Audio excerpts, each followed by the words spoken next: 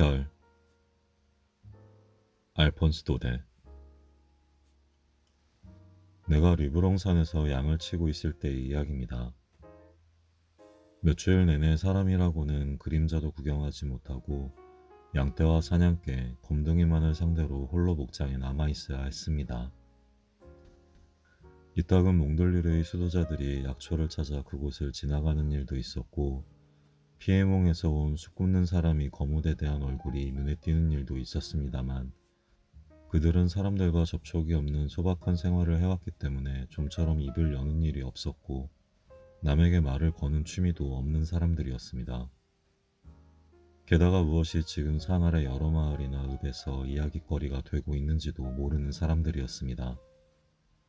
그래서 두 주일마다 보름치 먹을 것을 실어다주는 우리 농장 노새의 방울소리가 언덕길에서 들려올 때, 그리고 어린 머스마이인 미아르의 그 또랑또랑한 얼굴이라든지 늙은 노라드 아주머니의 다갈색 모자가 언덕 위에서 남실남실 떠오를 때면 나는 너무나 기뻐 어쩔 줄을 몰랐던 것입니다.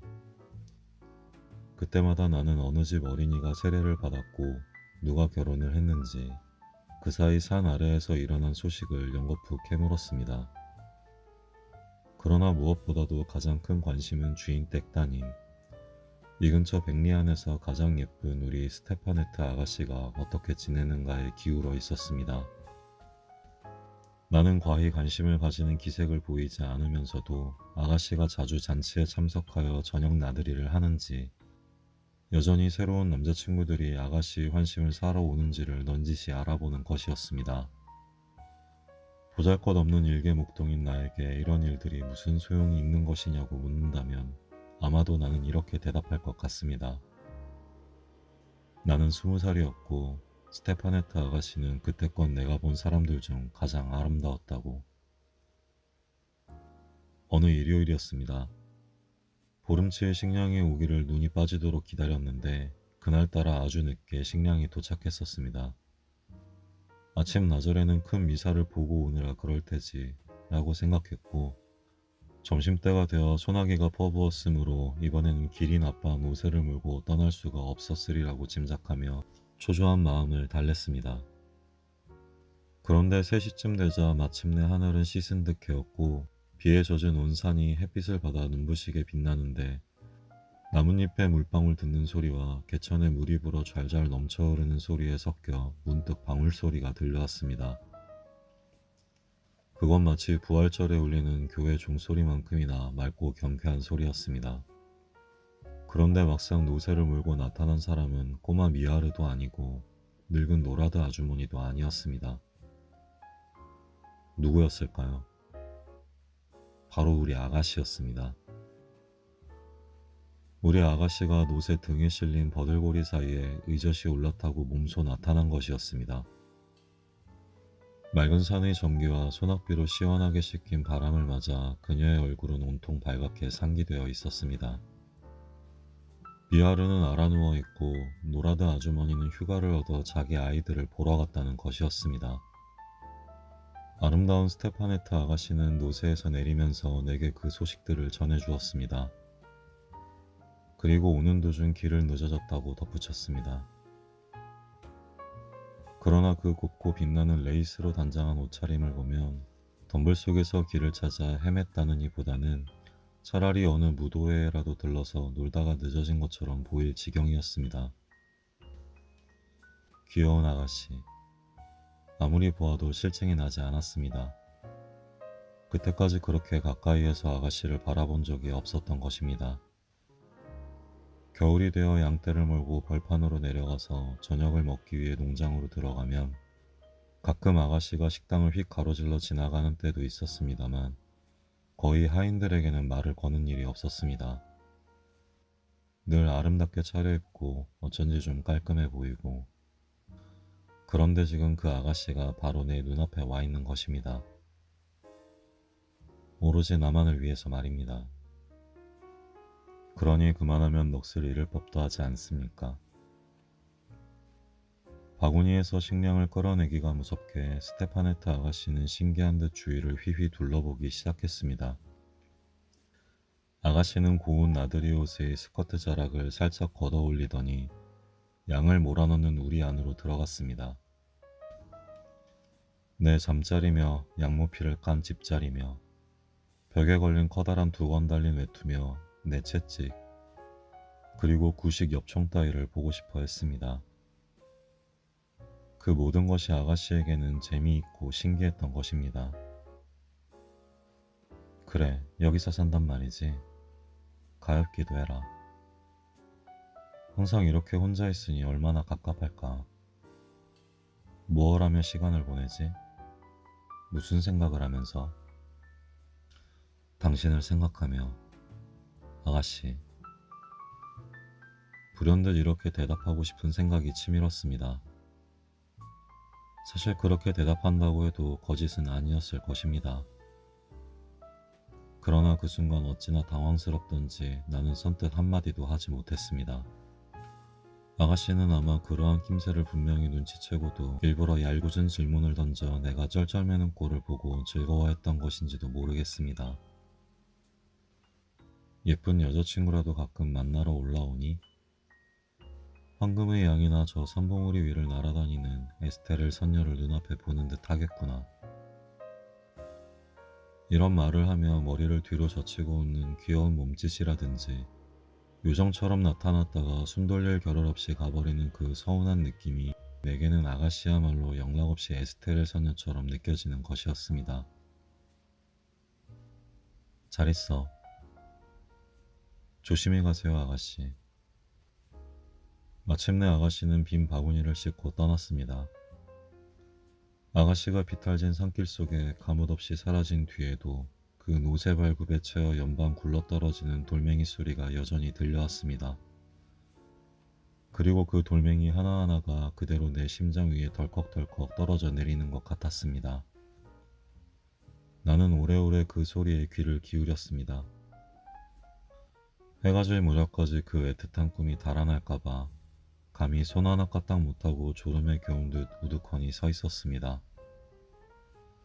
저녁때가 다 되어 깊은 골짜기들이 차차 푸른빛으로 변하고 양들도 우리 안으로 돌아오려고 매매 울면서 서로 몸을 비비대고 있을 무렵이었습니다. 바로 그때 비탈길에서 나를 부르는 소리가 들리더니 우리 아가씨가 나타났습니다. 방금 전까지 생글생글 웃던 모습은 간데없고 흠뻑 물에 젖어서 추위와 공포로 몸을 떨고 있었습니다. 아마 소나기 때문에 물이 불어난 산 아래 소그르강을 건너가려다가 물에 빠진 모양이었습니다. 딱하게도 날까지 저물어 농장으로 돌아갈 생각을 하지 못한 것입니다. 지름길이 있기는 했지만 아가씨 혼자서는 도저히 찾아갈 수 없을 터이고 그렇다고 내가 양떼를 내버려 두고 떠날 수는 없었기 때문입니다. 산에서 밤을 보낸다고 해도 가족들이 걱정할 생각에 아가씨는 안절부절 못했습니다. 나는 아가씨를 안심시키려고 애썼습니다. 7월이라 밤이 아주 짧습니다, 아가씨. 잠시만 참으시면 될 겁니다. 이렇게 아가씨를 달래놓고는 얼른 불을 활활 피워 발과 시냇물에 젖은 옷을 말리게 했습니다. 우유와 치즈도 가져다 주었습니다. 그러나 가엾은 아가씨는 불을 쬐려고도 무엇을 먹어볼 생각도 하지 않았습니다. 아가씨의 눈에 굵은 눈물방울이 맺히는 것을 보았을 때는 나까지 울고 싶어졌습니다.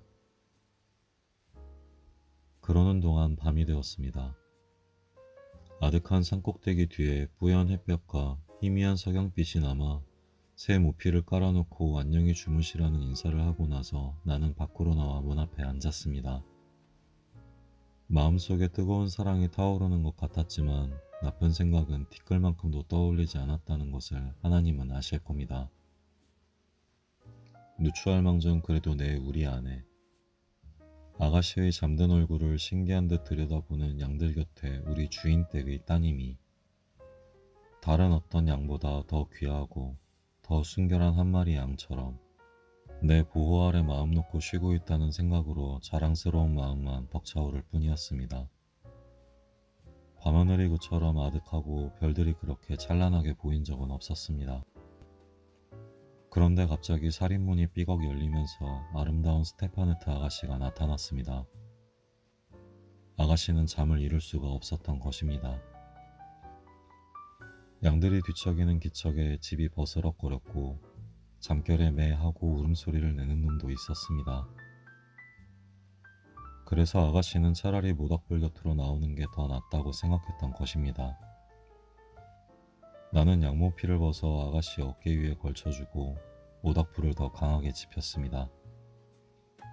그리고 우리들은 아무 말 없이 나란히 앉아 있었습니다. 만약 당신이 별을 바라보며 바깥에서 밤을 새워본 적이 있다면 사람이 모두 잠든 깊은 밤중에는 또 다른 신비로운 세계가 정막 속에 눈을 뜬다는 것을 누구나 알고 있을 것입니다. 그때 샘물은 훨씬 더 맑은 소리로 노래 부르고 못에는 자그마한 불꽃들이 반짝입니다. 온갖 산신령들이 거침없이 오락가락 논일며 대기 속에는 마치 나뭇가지나 풀잎이 부쩍부쩍 자라는 소리라도 들리듯이 바스락거리는 소리들, 그 들릴 듯 말 듯한 온갖 소리들이 일어납니다. 낮은 생물들이 세상이지요. 그러나 밤은 사물들이 세상이랍니다. 누구나 이런 밤의 세계에 익숙하지 못한 사람은 좀 무서워질 것입니다만. 그래서 우리 아가씨 역시 무슨 바스락거리는 소리만 들려도 소스라치며 놀라 바싹 내게로 다가앉는 것이었습니다. 한 번은 저편 아래쪽 못에서 처량하고 긴 소리가 은은하게 굽이치며 우리가 앉아있는 산등성이로 솟아올랐습니다. 바로 그 순간 아름다운 유성이 우리 머리 위를 지나 한 줄기 긴 꼬리를 끌고 떨어졌습니다. 저게 뭘까? 스테파네트 아가씨가 나지막한 목소리로 물었습니다. 천국으로 들어가는 영혼이지요. 나는 이렇게 대답하고 성호를 그었습니다. 아가씨는 나를 따라 성호를 긋고는 잠시 고개를 들고 하늘을 쳐다보며 깊은 명상에 잠겼습니다. 그러더니 불쑥 이렇게 물었습니다. 그게 정말이니? 너희들 목동은 모두 마법사라면서? 천만에요 아가씨. 하지만 우리는 여기서 남들보다 더 별들과 가까이 지내는 셈이지요. 그러니 평지에 사는 사람들보다는 별에 일어나는 일을 더 잘 알게 되는 거지요. 아가씨는 여전히 공중을 쳐다보고 있었습니다. 그렇게 손으로 턱을 갠 채 양모피를 두른 모습은 그대로 귀여운 천국의 목자였습니다. 어머나, 저렇게 많아. 정말로 아름답구나. 저렇게 많은 별은 생전 처음이야. 넌 저 별들 이름을 잘 알 테지? 아무렴요 아가씨. 자, 바로 우리들 머리 위를 보세요. 저게 성 야곱의 길이랍니다. 프랑스에서 곧장 에스파냐 상공으로 통하지요. 샤를마뉴 대왕이 사라센 사람들과 전쟁을 할 때 바로 갈리스의 성 야곱이 용감한 샤를마뉴 대왕에게 길을 알려주기 위해서 그어놓은 것이랍니다. 좀 더 저쪽으로 영혼들이 수레와 그 번쩍이는 굴대 4개가 보이지요. 그 앞에 있는 별 셋이 3마리의 야수이고 그 세 번째 별 바로 곁에 붙어있는 아주 작은 꼬마 별이 마차꾼이고요. 그 언저리에 온통 빗발처럼 내리 떨어지는 별들이 보이죠. 그건 하느님께서 당신 나라에 드리고 싶지 않은 영혼들이랍니다. 그보다 아래쪽의 저걸 보세요. 저게 갈퀴 또는 사망성이랍니다. 우리들 목동에게는 시계구실을 해주는 별이지요. 그 별로 지금 자정이 지났다는 걸 알 수 있지요. 더 아래쪽에 있는 게 별들이 횃불인 장대밀랑이에요. 저 별에 관해서는 목동들 사이에 이런 이야기가 전해지고 있어요. 어느 날 밤 장대밀랑이 사망성과 병아리 집들과 함께 그들이 친구 별잔치에 초대를 받았다나 봐요. 병아리 집은 남들보다 일찍 서둘러서 맨 먼저 떠나 윗길로 접어들었지요. 저 위쪽 하늘 한복판을 보세요. 그래서 사망성은 좀 더 아래로 곧장 가로질러 마침내 병아리장을 따라갔어요. 하지만 게으른 뱅이 장대밀랑은 늦잠을 자다가 제일 뒤에 처지게 되었지요. 그래서 불끈해서 그들을 멈추게 하려고 지팡이를 냅다 던졌다는 거예요. 그래서 사망성을 장대밀랑의 지팡이라고 부르지요. 그러나 온갖 별들 중에서도 가장 아름다운 별은 뭐니 해도 역시 우리들의 별이죠. 저 목동의 별 말이에요. 우리가 새벽에 양떼를 몰고 나갈 때나 저녁에 다시 몰고 돌아올 때 한결같이 우리를 비추어주는 별이랍니다. 우리는 그 별을 마글론이라고도 부르지요. 예쁜 마글론은 프로방스의 피에르의 뒤를 쫓아가서 7년 만에 한 번씩 결혼을 한답니다. 어머나, 그런 별들도 결혼을 하는 거야? 그럼요, 아가씨. 그러고 나서 그 결혼이라는 게 어떤 것인지를 이야기해 주려고 하고 있을 무렵 나는 무엇인가 서늘하고 보드라운 것이 살며시 내 어깨에 얹히는 감촉을 느꼈습니다. 그것은 아가씨가 졸음에 겨워 리본과 레이스와 곱슬곱슬한 머리카락을 앙증스럽게 비비대며 머리를 가만히 기대온 것이었습니다. 아가씨는 환하게 먼동이 터올라 별들이 해쓱하게 빛을 잃을 때까지 꼼짝 않고 그대로 기대고 있었습니다. 나는 그 잠든 얼굴을 지켜보며 꼬박 밤을 새웠습니다. 가슴이 설레는 것을 어쩔 수 없었지만 그래도 내 마음은 오직 아름다운 것만을 생각하게 해주는 그 맑은 밤하늘의 보호를 받으며 순결함을 잃지 않았습니다. 우리 주위에는 총총한 별들이 마치 헤아릴 수 없이 거대한 양떼처럼 조용히 운행을 계속하고 있었고 나는 이따금 이런 생각을 했습니다. 저 숱한 별들 중에서 가장 가냘프고 가장 빛나는 별 하나가 그만 길을 잃고 내 어깨에 내려앉아 고이 잠들어 있노라고.